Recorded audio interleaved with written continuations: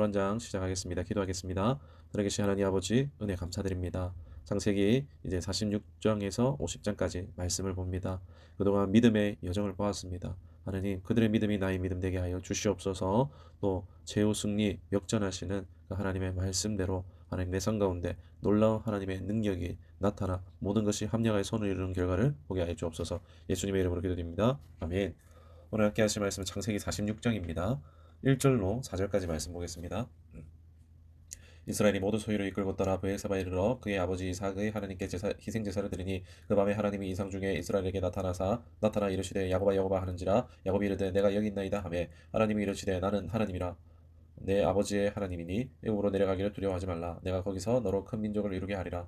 내가 너와 함께 애굽으로 내려가겠고 반드시 너를 인도하여 다시 올라올 것이며 요셉이 그의 손으로 내 눈을 감기리라 하셨더라. 아멘. 어, 야곱은 아끼고 사랑했던 요셉이 살아있다는 기쁜 소식을 들었습니다. 당장이라도 이제 아들을 만나기 위해서 달려가고 싶었을 것입니다.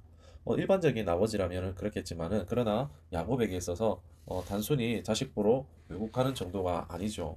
뭐가 중요합니까? 이 약속의 땅 가나안을 떠난다는 것이 야곱에게는요 두려움의 요소였습니다. 할아버지와 아버지로부터 약속의 땅을 떠나서는 안 된다라는 그런 신신당부의 말을 들었을 수도 있겠죠. 아니면은 또 지난 세겜에서의 잘못으로 인해서 트라우마가 생겼고 가나안 땅을 떠나서는 안 된다라는 강박이 있었을 것으로도 보입니다. 야곱에게 어쩌면 트라우마가 있었을 것이라고 해도 이상할 것이 없습니다. 그는 믿음이 아닌 자신의 선택을 따라서 살았던 믿음의 조상 중에 하나인데 그 자신의 선택을 따라 삶으로 인해서 험난한 인생을 살았습니다. 바람 잘 날았죠. 형이 죽일까 봐 쫓아오기도 하고 라반에게 속기도 하고 막 그러면서 자식들이 자신을 속이기도 하고 뭐 끔찍한 살인 사건들과 딸이 당한 사건들 정말 이런 바람 잘 날 없는 날들을 보내면서 자신의 과오를 반성하고 후회하며 그리고 과거를 반면교사 삼아 의지적으로 더 하나님께 붙어 있고자 가나안 땅에 머무는 것에 어쩌면 순종을 넘어서 그게 넘어서 뭐 집착하는 정도까지 갔을 수도 있다고 볼 수 있습니다. 그렇기 때문에 야곱에게 가나안 땅을 떠나는 것은요 쉬운 문제가 아니었습니다. 모르면 모를까 지금 야곱은 뼈를 깎는 고통을 경험하면서 인생에 무엇보다 하나님이 함께 하셔야 한다는 것을 누구보다 야곱은 잘 알았던 것입니다. 아무리 사랑하는 아들 요새 죽은 줄만 알았던 아들이 살아있고 그리고 대성을 해서 자신을 부르고 있어도요 하나님의 말씀이 있기 전에 함부로 떠날 수 없는 것입니다. 그래서 이 가나안 땅 중에 이제 조상들이 예배하던 브엘세바로 나아가서 하나님께 예배를 드렸던 것입니다. 하나님 어떻게 해야 합니까? 라고 제사 드린 것입니다. 내 선택이 아닌 하나님의 선택을 묻기 위해서 온 것이었습니다. 사랑하는 여러분, 우리 인생에요 사소한 선택은 없는 것 같습니다. 참 하나하나 선택한 그것이 모여서 오늘의 나를 만들고 있는 것 같습니다. 예를 들어 만일 저희가 김에 와서 가정에서 예배를 드리지 않고 있었더라면 어떻게 됐을까요? 2021년에 가정에서 개척을 시작하지 않았더라면 어떻게 되었을까 생각을 좀 해봤습니다.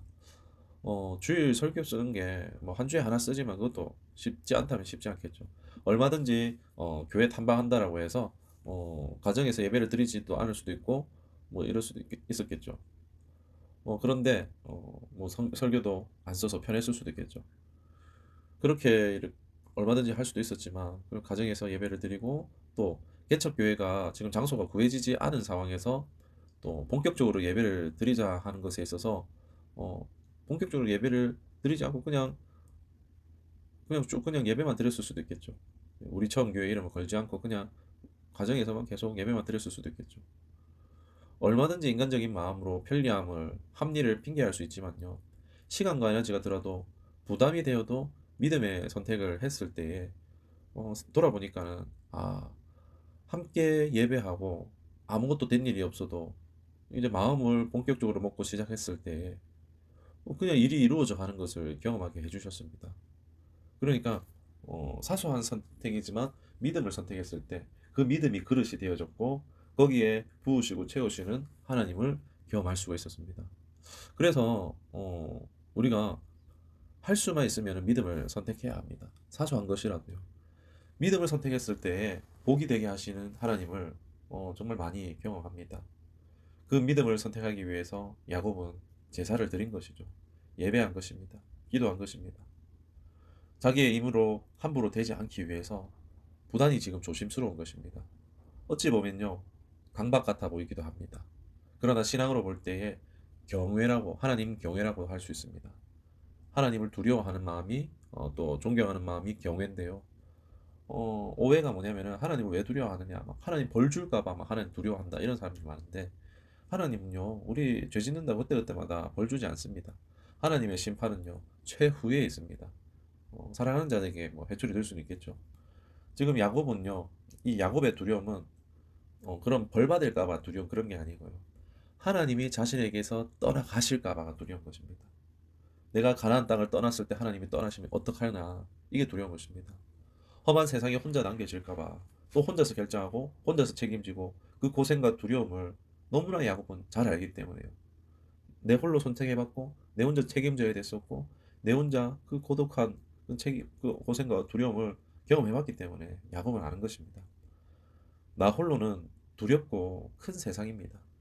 나로서는 삼켜질 수도 있는, 잡아먹힐 수도 있는 그런 두려운 세상입니다. 그러나 하나님께 세상은 피조물일 뿐이고 얼마든지 하나님 손에 컨트롤 가능한 곳입니다. 하나님께는 이 세상은 얼마든지 하나님이 바꾸실 수 있고 새롭게 하실 수 있는 것입니다. 야곱은 그래서 이런 점에서 조심할 수밖에 없는 것입니다. 이를 잘 아시는 하나님께서는요, 야곱의 제사를 받으셨고 그 응답으로 나타나셔서 야곱에게 두려워하지 말고 애굽으로 내려갈 것을 말씀해 주십니다. 그간 주셨던 약속은 뭐였습니까? 자손의 번성이죠. 하늘의 별과 바다의 모래처럼 내 자손을 많게 해줄게. 뭐 이런 약속을 주셨었는데, 이 자손의 번성을 또 약속하시면서 또 반드시 너를 돌아오게 해주겠다. 너의 이 야곱을 안심시켜 주시는 것을 볼 수가 있습니다. 참 묻는 게 참 중요합니다. 답이 정해져 있을 때에도요, 물어보는 게 중요합니다. 그것이요, 하나님에 대한 인정과 존중입니다. 존경입니다. 하나님의 살아계심을 인정하는 것입니다. 그래서 하나님 동행하는 거, 제가 말씀드린 것이 질문을 많이 하시라는 것입니다. 오늘 이거 먹을까요? 저거 먹을까요? 뭐, 오른쪽으로 갈까요? 왼쪽으로 갈까요? 다윗이 그랬었거든요. 대답을 못 들을지언정, 내 행동이 이미 결정되어 있을지언정 살아계신 하나님을 인정하고 높여드리는 것이 될 수 있기 때문에 사소한 것에도 질문하는 것이 중요합니다.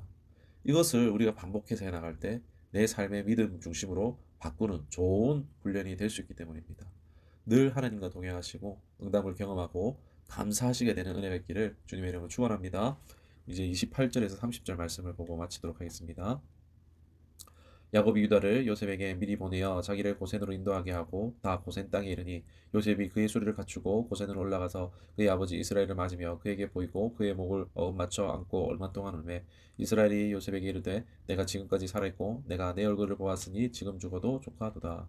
아멘. 드디어 야곱은 요셉을 만났습니다. 얼마나 보고 싶었을까요?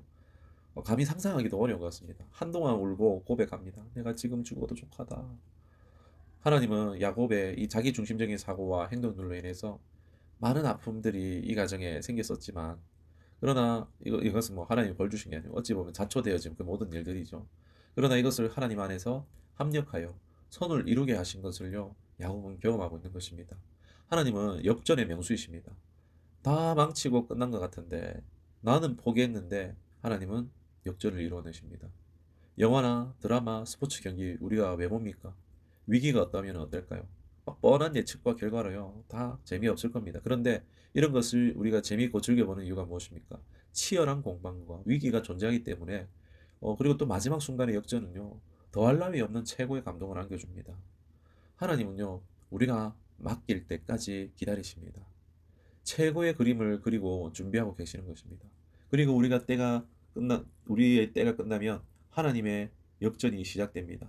그 감동은요, 경험해본 사람이 더 잘합니다. 그래서 하나님을 더 신뢰하고 맡기는 것이 가능해지는 것입니다.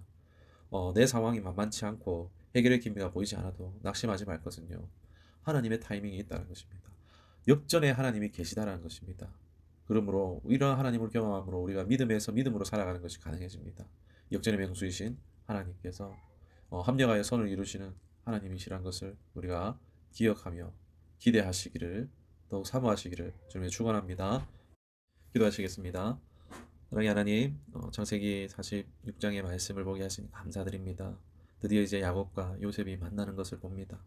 하나님, 그 과정에 야곱은 하나님께 여쭈며 제사하며 나갔던 것을 봅니다. 하나님, 우리의 마음이 끌리고 생각이 끌린다 할지라도 하나님의 뜻을 먼저 구할 수 있는 우리가 되어지기를 원합니다. 야곱의 삶을 통해서 정말 이 야곱의 삶이 반면교사가 되는 것처럼 그리고 또 야곱이 결국에는 하나님을 경외함으로써 정말 하나님 앞에서 신중하고 조심하였던 그의 모습을 본받아서 우리의 그 매일 삶 가운데 하나님께 여쭙는 그 하나님의 뜻을 구하는 우리의 삶이 되기를 원합니다. 그래야 하나님과 동행함으로 말미암아 내 삶 가운데에 정말 살아계신 하나님을 경험하게 하시고 정말 그 하나님과 동행함으로 누리는 우리의 삶이 되게 하여 주시옵소서.